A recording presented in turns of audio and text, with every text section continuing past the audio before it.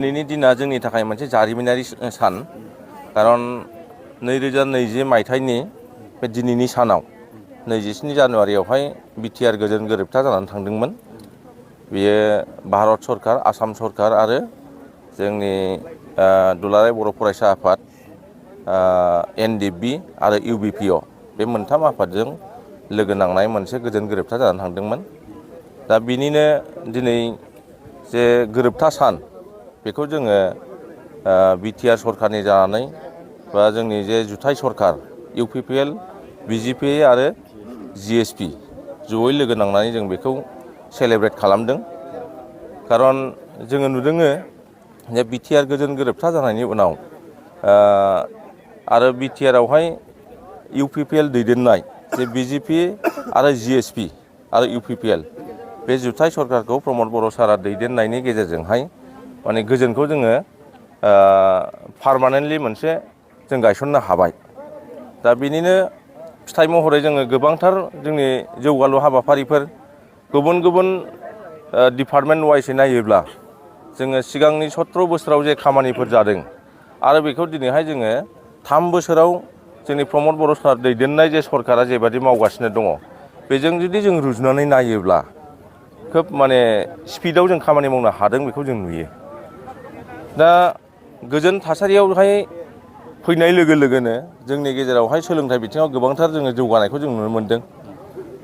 थांनाय बोसोरावहाय जे मेट्रिक परिखानि जे पास जानायनि जे पार्सेन्टेज जे हार बियो माने चिरां जिल्लाया फ्राय माने लास्ट मोनसे माबायाव फारिलाइयाव थायोमोन, खिन्थु बेयो सेथि फारिलाइयावहाय मोननो हादों।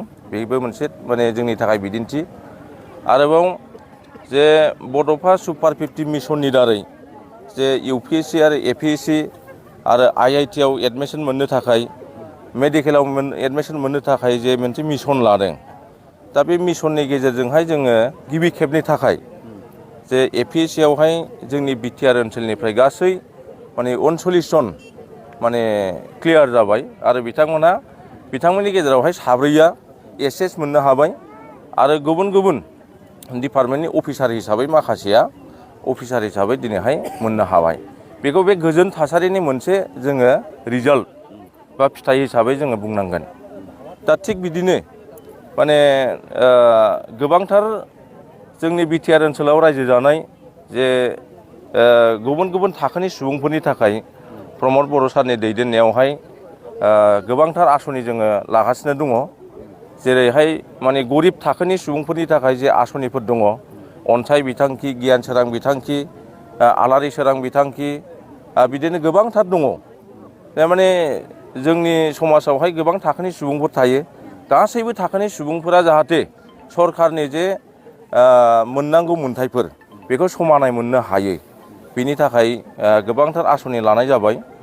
आरोबाव प्रमद बर' सारनि दैदेननायावहाय जोंनि बिटिआर ओनसोलनि जे रायजो जानाय सुबुंफोर, गुबुन गुबुन जाथि जनगोष्ठीनि गेजेरावहाय मोनसे माने फोथायलायनायखौ जों लाबोनो हाबाय। बै समाव जोंनि गेजेराव मोनसे फोथायलायै मोनसे थासारि दङमोन। मालाबा मुस्लिमजों, मालाबा आदिबासिजों, बेबादि मालाबा राजबंशीजों मोनसे जाहां जाहां अबस्थामोन। दिनैहाय बे माने गावजों गावनि गेजेराव जे सन्देह, बर'जों बर' बुथारलायनाय, बे जाथिजों बै जाथिजोंहाय माने कमुनेल जे क्लेश जाबाय थानाय, बे गासै थासारिया दिनैनि दिनाव गैलिया। बिनि थाखायनो जोङो खावलायदों जे प्रमद बर' सारनि आखाइखौहाय जाहाथे गोख्रों खालामो। बिटिआरबासि गासै रायजो राजाफ्रा जाहाथे जोंनि सरकारखौ मदद होयो, बेखौ जों खावलायदों। आरोबाव बे दिनैनि दिनाव आं मोनसे माने धन्यबाद होनो सानदों जे गोजोनखौ दिनै जोङो पारमानेन्ट लाबोनो हादों। बियो जोंनि नाजानायजोंल' नङा, बेखौहाय जोंखौ मदद होदों भारतनि प्रधान मन्त्रि मानगोनां नरेन्द्र मदि बिथां आरो भारतनि नखर मन्त्रि मानगोनां अमित शाह बिथां आरो आसामनि गिबि मन्त्रि डक्टर हिमन्त बिश्व शर्मा बिथांमोनहा आरो लोगोसेयै जोंनि बिटिआरनि मानागुदे चिफ प्रमद बर' सारखौ जेरैबायदि खामानि मावनो थाखाय जे परिबेस होदों, जेबादि गाइड खालामदों, बिथांमोनखौ आङो बे दिनैनि दिनावहाय माने साबायखर होनो सानदों। खारन बिथांमोननि नेतृत्वआव सारा देशानो दिनैहाय आसामजों लोगोसेहाय बिटिआर ओनसोलाबो माने गोजोन थासारि गायसननायनि गेजेरजों जोङो गुबुन रायजोफोरबादि माने समानै समान जौगानायनि जे खामानि मावनायनि बे खाबुखौ मोनगासिनो दङ आरो भबिष्यताव जाहाथे होलांबाय थायो आरो बिटिआर गोजोन गोरोबथानि जे दफाफोर बेखौ जाहाथे थाबावनाय जे दफाफोर बेखौ गोख्रैयै जाहाथे मावफुंनानै होयो बे समाव आं बेखिनिखौ खावलायदों।